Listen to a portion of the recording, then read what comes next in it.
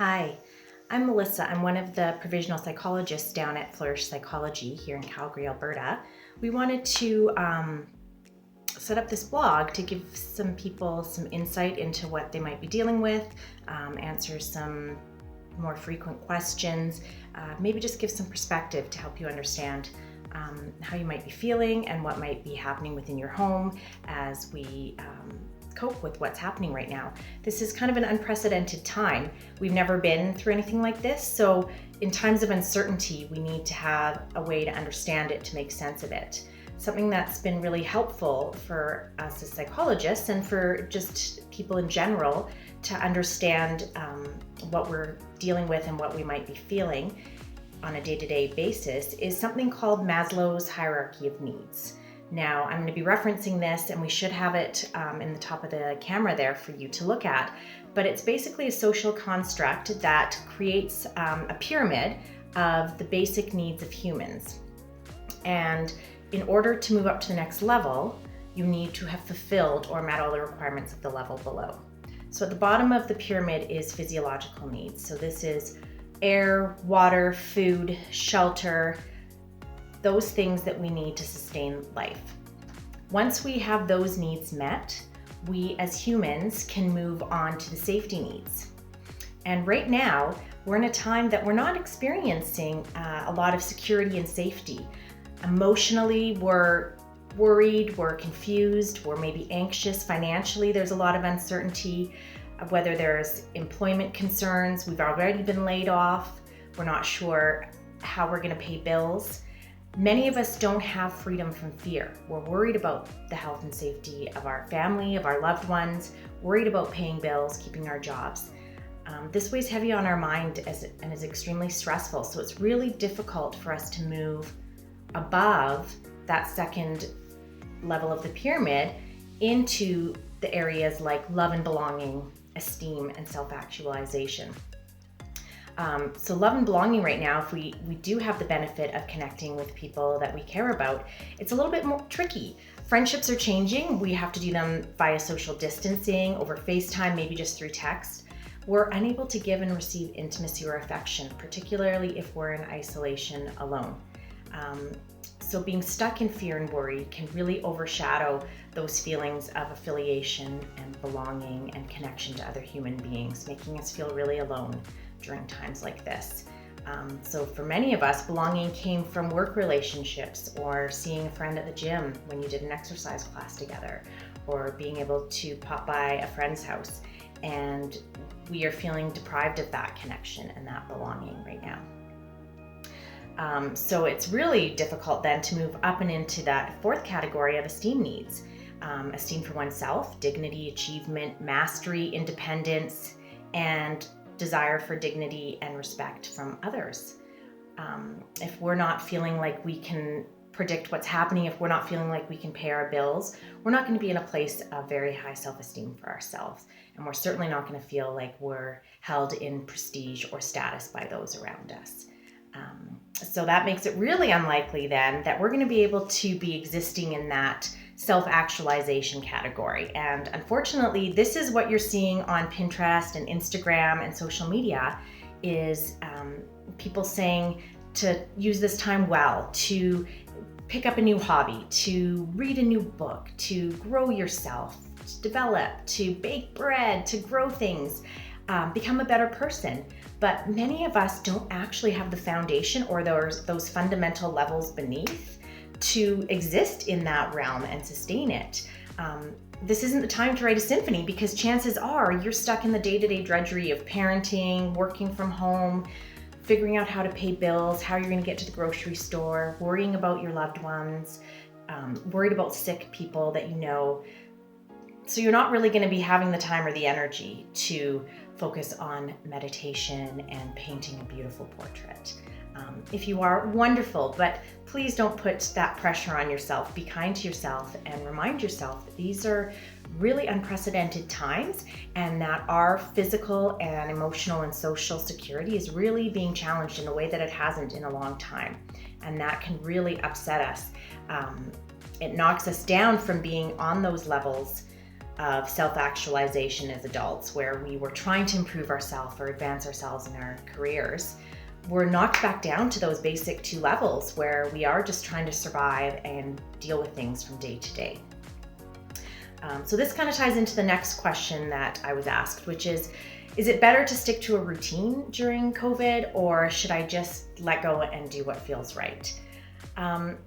Yes, the common advice out there and what we believe to be helpful is that create some semblance of routine. I know in my life, for many things, I stick to the 80-20 rule. That is 80% of the time, try and stick to a healthy schedule that promotes good rest, exercise, eating regular balanced meals, interacting with others, doing small projects around the house, etc.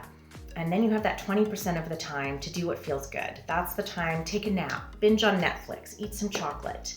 The trouble with no routine is that it's much easier to get in a slump and to really feel that lack of accomplishment and purpose. So setting regular times to wake up, eat meals, take a walk, give your day some structure, helps you make sure that you're hitting all those physiological needs so that you can, function and move through your day well. And you're going to be much more equipped to deal with stress and worry when you're taking care of yourself and also keeping to a structure that gives your day some purpose and focus. So something that's really common right now is there's extra strain on relationships, intimate partnerships, parent-child relationships, sibling relationships. It's stressful. We're living in a time where we do have real, valid safety concerns on a day-to-day basis. We're worried about our physical, emotional, mental well-being. We're worried about the economy. We're worried about our jobs. We're worried about our families. So if you consider yourself as having a cup that is able to hold all your worries on a day-to-day basis, it's maybe a third full. During a time like this, it's probably already overflowing.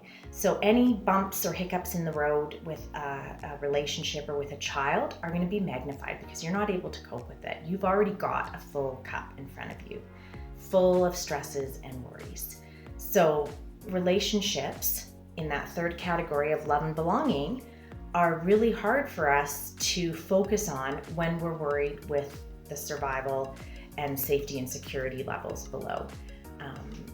So it's normal if you're feeling a little more frustrated, a little more triggered by your partner or your child, because we're all making significant changes to our routine. We're not getting much space and time apart from one another. So all of our time, energy, and focus is really limited to those few people that we are in daily contact with. So it's going to be a little bit trickier to be in relationship during these times. This kind of segues into the next little bit as well, which is, how do I talk to my children about COVID? The important thing to remember as parents is that with children, you're their primary attachment figure. So you really set the tone for how they're going to feel during this time period. If you are nurturing connection, if your child feels safe to talk to you and share their feelings, and if you're putting their needs ahead of your own to help them stay calm and work through tough emotions, then you're on the right track. Kids benefit from honesty geared to their age and stage of development, particularly if you're confident and in control so that they can trust you're handling this and that they're safe with you. So for example, reminding a preschooler that we're not playing on the playground or touching, our friends and neighbors because we don't want to share yucky germs that are going around. And then reminding them that our family is doing such a good job of staying safe and washing our hands. This is a time that we as parents really have an opportunity to strengthen our connection with our kids and grow their resiliency skills.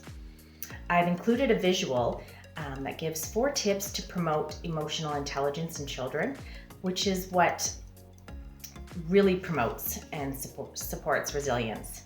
It's not necessarily having bad things happen to them that imprints as trauma on a child, but rather their perception that they're powerless or unsafe or unable to do anything or talk to anyone about it.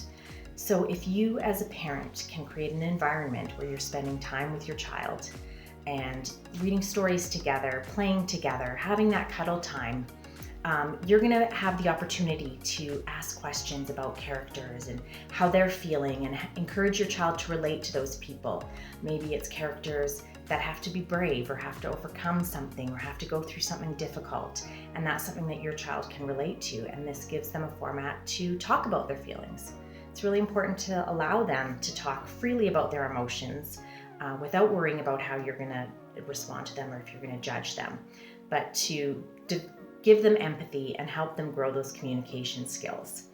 It's also a great time for us to model problem-solving skills. So when they're experiencing those negative emotions, talk to them about what they can do to alleviate those feelings. Talk to them about how moving their body or taking some deep breaths can help them calm down and move through that anger. And talk about your own feelings. Share the fact that maybe you're a little bit nervous or you're a little bit worried, and this is what you do to cope with it. Give them permission to have those same kind of feelings. But kids pick up on these things, so they're going to know that things are different. They're changing in their routine as well. But again, you set the tone. So if you set an environment that makes them feel safe to talk to you about these emotions, and for you to deal in an honest and age-appropriate way to help them feel like they have some control over their emotions and that they're safe with you, they're going to be just fine. How can I deal with feeling lonely during self-isolation? This is a really big concern right now. It's important to acknowledge and name those feelings of loneliness. This is a very lonely time, particularly if you're in isolation alone. So make sure you get on FaceTime or Skype. Call a friend. Don't just rely on texting or online messaging for your human connections. We need to see a face. We need to hear someone's voice to really feel a connection. So think of someone else maybe who might also be struggling with loneliness, and make a pact to check in on one another. It's also important to utilize resources like the Distress Center. They have an online chat line or a call line if you're feeling really overwhelmed with feelings of loneliness. When we feel alone, it's easier to succumb to those feelings of distress and fear. So reach out and make that human connection if that's something you're experiencing right now. This is a prolonged stress that we're dealing with. There's no set timeline and no roadmap for where we're going to end up or how it's going to end. And this uncertainty leads to fear, worry, anxiety, which come up because we're feeling unsafe, because we're feeling out of control. So our bodies may be activating a fear response to cope with this stress. And many people move through a variety of fear responses. They're commonly known as fight, flight, freeze. So if that fight response is activated, someone is more likely to feel aggressive, have more anger, be over-preparing or overcompensating, unable to see other people's perspectives, maybe watching a lot of news. These kind of efforts make us feel like we have some control in a time of uncertainty and fear. The other response, flight, is more of an avoidance technique. It happens when people feel powerless. There's maybe a lack of energy, feeling numb, being withdrawn, perhaps pretending that nothing's happening or minimizing it, also perhaps unable to see other people's perspectives. They're trying to avoid, to maintain feeling okay, to maintain that feeling of being somewhat in control. And the other response, freeze, looks good on the outside. It's like going through the motions. So it's been suggested that many healthcare workers and medical professionals are going through this fear response. They're not coping with feelings, but simply pushing through to take care of what needs to be done. So it's shutting off those feelings to do what you have to do every day, because there's no room to go into those feelings. So it's possible that you're experiencing one or all of those things, that you can recognize that this is the response that you're in. So what's helpful if you recognize one of those fear responses? Either or thinking can really increase distress and fear. So either I'm going to get COVID, or either I'm going to lose my job, or both and statements and feelings and thoughts are more helpful. I can feel both hope and fear. I'm fearful that I might get sick, and I'm hopeful that the precautions I'm taking will be enough and that I'll get through this. So utilizing that both and idea, where you can hold more than one perspective, is more beneficial to combating that fear response. Also, breathing techniques and mindfulness are extremely effective in helping the body regulate that fear response and sensations. So a simple exercise is just to breathe in through your mouth for 4 counts, and then very slowly exhale for 8 counts, making sure you fully empty your lungs. Do this 3 to 4 times, and you can trick your body into feeling more relaxed, normalizing back into a more regulated rhythm. So make sure that you're keeping a handle on those fear responses. Should I be making life-changing decisions while all this is going on? Well, likely not. During prolonged stress, we may not be able to think as clearly, and we may also be responding to feelings and sensations that are largely responses to that larger context and reality of our situation. So it's going to be unavoidable that we'll have to make some big decisions, like moving because we can no longer afford our rent, or getting a new job because we're laid off. But when we are under stress or experiencing fear, our body can be activated into that danger response of fight, flight, or freeze. And what happens when we're in the middle of that danger response is that we lose access to our prefrontal cortex, which is the front part of the brain that we use for problem solving, decision making, considering consequences, accessing memory, etc. So I think it's really important to first identify what you're feeling, manage some of those physiological responses, and try to separate what's possibly contributing to your feelings. Chances are it's not just one thing, and we can easily focus on a quick solution to try and alleviate our distress. So make a really big decision because we're stuck in that feeling of distress, but not being able to think it through logically and rationally because we're not engaging our prefrontal cortex. So the problem is, if you make a big decision in that state of distress, you might still have those feelings and that distress even after you make that decision. So be really sure that you've considered all the angles, bring other people into your decision making, make a list of pros and cons, really try to connect and activate that part of your brain that can help you make sound decisions. Is it bad to watch the news every night? Well, this is a personal decision, and of course we want to remain informed. However, I would consider the reasons you're watching the news and how you feel after the news. If that fight, flight, or freeze response is really activated by watching the news, then I would suggest limiting it to once a week, or choosing one station or one small time slot to watch the news. What happens is that people get stuck in that perpetual cycle of fight or flight or freeze, because that news loop is just reinforcing all your worst fears and all your worries. So find a way that you can stay informed with pertinent, relevant information, but sometimes that information isn't helpful. It's just feeding your anxiety or your fear. So if you notice that you are a little bit more activated, if you notice that you're dealing with more anxiety or fear, watching the news on a nightly basis probably isn't the best idea for you, particularly in the evening when your brain needs to have some worry-free time to calm down for sleep, which can also be a problem at this time. Sleep can be rather elusive because we're going through a prolonged period of stress, and our body is activated thinking that it's in danger, so it doesn't want to go to sleep.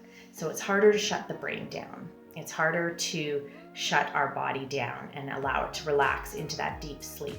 So if you're struggling with sleep, maybe find a time to journal, do some relaxation before bed, talk to a loved one, try and really decompress at the end of the day, and know that what you're feeling isn't abnormal, and that sleep can be difficult during times of worry and stress.